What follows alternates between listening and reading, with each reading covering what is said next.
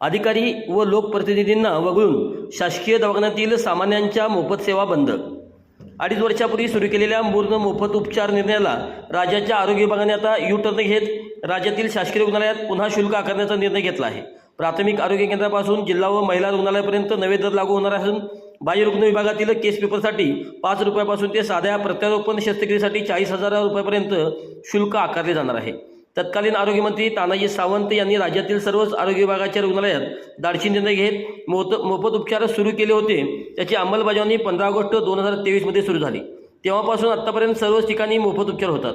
यामध्ये केस पेपर काढण्यापासून रक्त तपासणी, इतर सर्व तपासण्या आणि सर्व उपचार मोफत आहेत।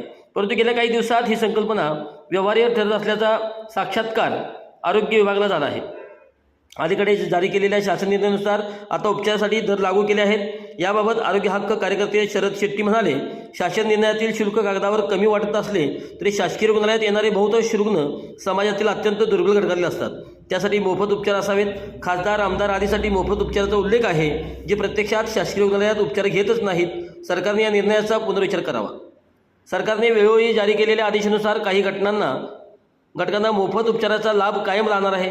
यात शासकीय कर्मचारी व त्यांचे कुटुंबीय, शासकीय रुग्णालयातील वैद्यकीय अधिकारी, परिचारिका, ॲक्युपेशल व फिजिओथेरपीचे विद्यार्थी, न्यायालयीन कोठडीत असलेले व्यक्ती, स्वातंत्र्य सैनिक व त्यांचे कुटुंबीय, वैद्यकीय न्यायवैद्यकीय प्रकरणातील रुग्ण, न्यायालयातील चौकशीतील कैदी, पोलिसांकडून पाठवलेली प्रकरणे, कुष्ठरोग महामंडळामार्फत पाठवलेले रुग्ण, आश्रमशाळा व महिला सुधारगृहामार्फत पाठवलेले रुग्ण, शहरी भागातील निराधार मुले, आमदार, खासदार, मंत्री, न्यायाधीश यांचा समावेश आहे।